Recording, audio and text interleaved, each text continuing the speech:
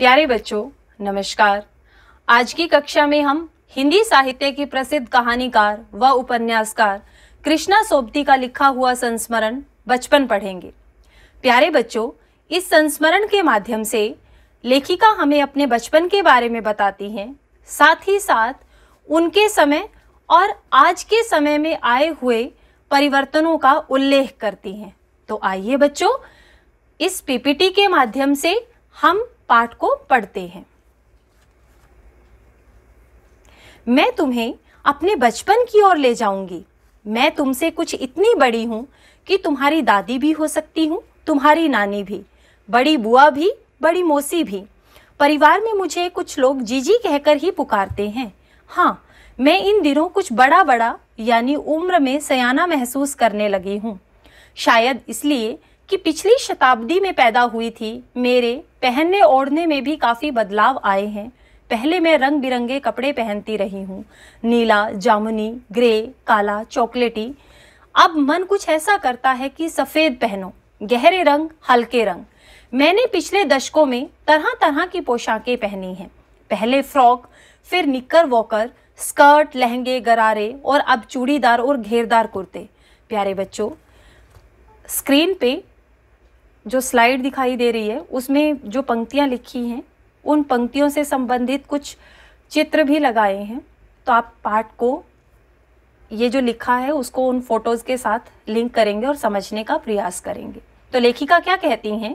बचपन के कुछ फ्रॉक तो मुझे अब तक याद हैं। हल्की नीली और पीली धारी वाली फ्रॉक, गोल कॉलर और बाजू पर भी गोल कफ, एक हल्के गुलाबी रंग का बारीक चुन्नटों वाला घेरदार फ्रॉक, नीचे गुलाबी रंग की फ्रिल। उन दिनों फ्रॉक के ऊपर की जेब में रुमाल था और बालों में इतराते रंग बिरंगे रिबन का भी चलन था। लेखिका हमें अपने समय में पहने जाने वाले जो वस्त्र हैं उनके बारे में बताती हैं। दूसरी अपनी बचपन की याद को ताज़ा करते हुए वो हमें बताती हैं कि हमें अपने मोजे और स्टॉकिंग भी याद हैं। बचपन में हमें अपने मोजे खुद धोने पड़ते थे। वह नौकर या नौकरानी को नहीं दिए जा सकते थे। इसकी सख्त मनाही थी। हम बच्चे इतवार की सुबह इसी में लगाते। जूते धो लेने के बाद अपने अपने जूते पॉलिश करके चमकाते। जब जूते कपड़े या ब्रश से रगड़ते तो पॉलिश की चमक उभरने लगती। सरवर, मुझे आज भी बूट पॉलिश करना अच्छा लगता है। जब कभी हम लंबी सैर पर निकलते, अपने पास रुई जरूर रखते। जूता लगा तो रुई मोजे के अंदर। हाँ, तुम्हारे हमारे बचपन में बहुत फर्क हो चुका है। प्यारे बच्चों, स्क्रीन देखेंगे। हर शनिचर को, शनिचर माने शनिवार, हमें ऑलिव ऑयल या कैस्टर ऑयल पीना पड़ता। यह एक मुश्किल काम था। शनिचर को सुबह से ही नाक में इसकी गंध आने लगती। छोटे शीशे के गिलास जिन पर ठीक खुराक के लिए निशान पड़े रहते, उन्हें देखते ही मितली माने उल्टी होने लगती। मुझे आज भी लगता है कि अगर वो शनिवारी दवा हम ना पीते तो ज़्यादा कुछ बिगड़ने वाला नहीं था। आगे देखिए लेखिका क्या बताती हैं। लेखिका बताती हैं कि तुम्हें बताऊंगी कि हमारे समय और तुम्हारे समय में कितनी दूरी हो चुकी है। मतलब काफ़ी परिवर्तन आ चुका है। यहाँ तक कि बचपन की दिलचस्पियाँ भी बदल गई हैं। याद रहे, उन दिनों कुछ घरों में ग्रामोफोन थे, रेडियो और टेलीविज़न नहीं थे। इस स्लाइड में बेटा आप ग्रामोफोन और रेडियो टेलीविज़न के चित्र देख सकते हैं। तो ज़्यादातर लोग अपने घरों में ग्रामोफोन का इस्तेमाल करते थे, रेडियो और टेलीविज़न नहीं होता था। लेखिका कुछ और परिवर्तनों का जिक्र करती हैं और क्या कहती हैं कि हमारे बचपन की कुल्फ़ी आइसक्रीम हो गई है। आज के बच्चे आइसक्रीम खाना पसंद करते हैं। कचौड़ी, समोसा पैटीज़ में बदल गया है। शहतूत और फालसे और खसखस के शरबत कोक, पेप्सी में बदल चुके हैं। जिक्र करती हैं कि उनका घर मॉल से ज्यादा दूर नहीं था। एक छोटी सी चढ़ाई और गिरजा मैदान पहुंच जाते। वहां से एक उतराई उतरते और सीधा ही मॉल पर पहुंच जाते, जैसा कि चित्र में भी आपको दिखाया है। लेखिका कहती है, हमें हफ्ते में एक बार चॉकलेट खरीदने की छूट थी। सबसे ज्यादा मेरे पास ही चॉकलेट टॉफी का स्टॉक रहता। मैं चॉकलेट लेकर खड़े खड़े कभी ना खाती। घर लौटकर साइड बोर्ड पर रख देती और रात के खाने के बाद बिस्तर में लेटकर मजा ले ले खाती। शिमला के काफल, ये फल का नाम है जो कि शिमला में खाया जाता है, भी बहुत याद आते हैं। आप ऊपर चित्र भी देख सकते हैं काफल का। बिस्तर में लेटकर मजा ले ले खाती, शिमला के काफल भी बहुत याद आते हैं। खट्टे मीठे, कुछ एकदम लाल, कुछ गुलाबी रस भरी। कसमल, सोचकर ही मुंह में पानी भर आए। चेस्टनट, एक और गजब की चीज, आग पर भुने जाते और फिर छिलके उतारकर उनको खाया जाता था।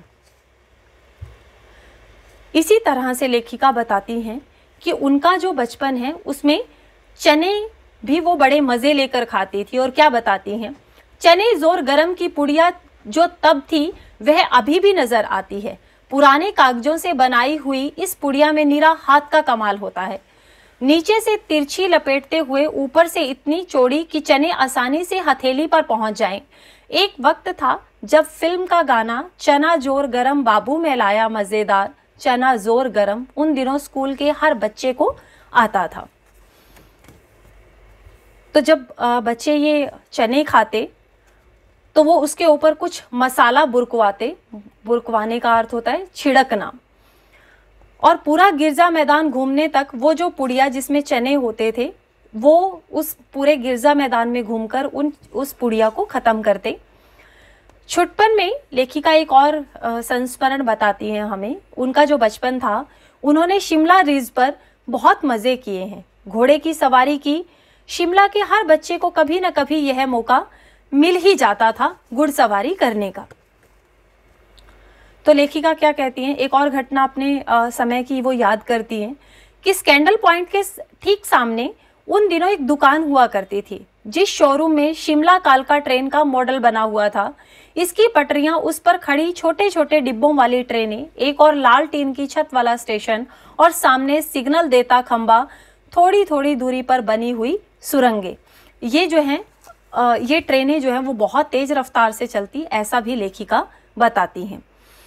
पिछली सदी में तेज रफ्तार वाली गाड़ी वही थी। कभी कभी हवाई जहाज भी देखने को मिलते थे। दिल्ली में जब भी उनकी आवाज आती, बच्चे उन्हें देखने बाहर दौड़ आते और जिस प्रकार से कोई बड़ा भारी पक्षी अपने पंख फैलाकर उड़ रहा होता, बच्चे उस जहाज को देखकर इसी तरह की कल्पनाएं करते। लेखिका अपने जीवन का एक और प्रसंग हमारे साथ साझा करती हैं। क्या बताती हैं कि शुरू शुरू में चश्मा लगाना बड़ा अटपटा लगा होगा। आप स्क्रीन देखेंगे। छोटे बड़े मेरे चेहरे की ओर देखते और कहते, आंखों में कुछ तकलीफ है, इस उम्र में ऐनक, दूध पिया करो। मैं डॉक्टर साहब का कहा दोहरा देती, कुछ देर पहनोगी तो ये ऐनक उतर जाएगी। तो लेखिका जब ये चश्मा लगाती तो उनके भाई जो हैं वो उनका मजाक करते और क्या कहते, आंख पर चश्मा लगाया ताकि सूझे दूर की, यह नहीं लड़की को मालूम, सूरत बनी लंगूर की। मैं खीजी कि मुझ पर यह क्यों दोहराया जाता। अब लेखिका को गुस्सा आता कि मुझे क्यों लंगूर जैसी सूरत वाला कहा जाता, पर शेर बुरा ना लगा। जब वह चाय पीकर चले गए तो मैं अपने कमरे में जाकर आईने के सामने खड़ी हो गई। कई बार अपने को देखा, ऐनक उतारी, फिर पहनी, फिर उतारी, देखती रही और फिर दोहराया, सूरत बनी लंगूर की, नहीं, हा। मैं अपने आप इसके लिए जिम्मेदार हूँ। लेखिका को फिर लगता है कि उसको जो ये चश्मा लगा है इसके लिए वो स्वयं से जिम्मेदार है।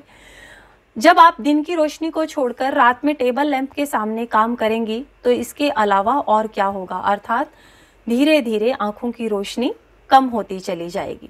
लेखिका को टोपियां पहनना भी बहुत ही पसंद था और वो क्या कहती हैं, मैं सिर पर टोपी लगाना पसंद करती। मैंने कई रंगों की टोपियां जमा कर ली थी, कहाँ दुपट्टों का ओढ़ना और कहाँ सहज सरल सुभीते वाली हिमाचली टोपियां।